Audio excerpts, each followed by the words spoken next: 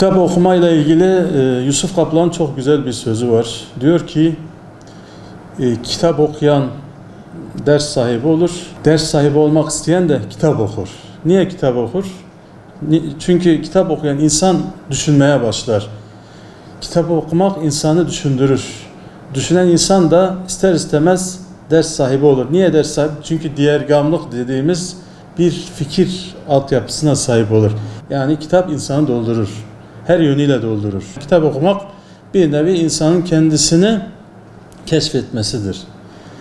İnsan kitap okuyarak kendi benliğini, kendini tanımış da olur ve ona göre de kapasitesine göre de insanlığa bir hizmet yapma düşüncesiyle hareket etmeye başlar. Topluma yararlı olabilmek için kendi insanlarına, kendi çevresine yararlı olabilmek için, hatta kendisine yararlı olabilmesi için kitap okuması lazım. Kısacası dolması lazım. Mesela bu ışığı düşünelim. Bu ışık ilk başta kendisi yanacak ki etrafı aydınlatacak. Nefsini ıslah edemeyen başkasını ıslah edemez. İnsan kitap okuyarak aslında bir nevi nefsini de ıslah etmiş oluyor. Kitap okuyarak kendini doldurmuş oluyor ve o dolan insan da etrafa boşalmak istiyor. Bu zamanda kitap okuyan gençler çok, az değil. Gerçekten görüyorum. Yani kitabı bir iki günde bitiren ve kitap okuma hastası olan gençler de var. Ama maalesef elinde telefonu tutup belki günün önemli bir kısmını sosyal medya üzerinden geçiren gençler de var. Kitap okumaya engel olan son zamanlarda en büyük engel sosyal medya dediğimiz bir olgu var.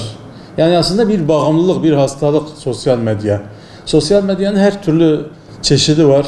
Genelde çok da yararlı amaçla kullanılmıyor son zamanlarda. Daha çok işte vakit öldürme amaçlı kullanıldığı için gençleri kitap okumaktan alıkoyan bir durum haline gelmiş sosyal medya. Kitap okuma alışkanlığı çocukluktan itibaren kazanılır. İlkokuldan itibaren çocukların sevdiği kitapları, ilgi duyduğu kitapları vererek çocuklar kitap okuma alışkanlığını kazanır. Yani burada aile önemli, ikincisi de öğretmen önemli.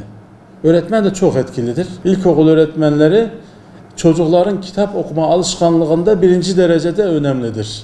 İlkokul öğretmenin vermiş olduğu bu kitap okuma alışkanlığını aile de eğer devam ettirirse bu çocuk artık çok iyi bir kitap okuyucu konumuna gelmiş olur. Şimdi bizim gençlik merkezlerinde kitap okuma alışkanlığı hususunda bakanlığımızın öncelikli bir projesi var. Kitap okuma halkaları diye bir projesi var. Bu projede bakanlığımız kitapları kendisi gönderiyor. Türkiye'nin saygın yazarlarının kitapları var. Yani dışarıda belki çok yüksek fiyatlara alınabilecek kitapları biz gençlik merkezimizde gençlere verip okuyup bize geri getiriyor.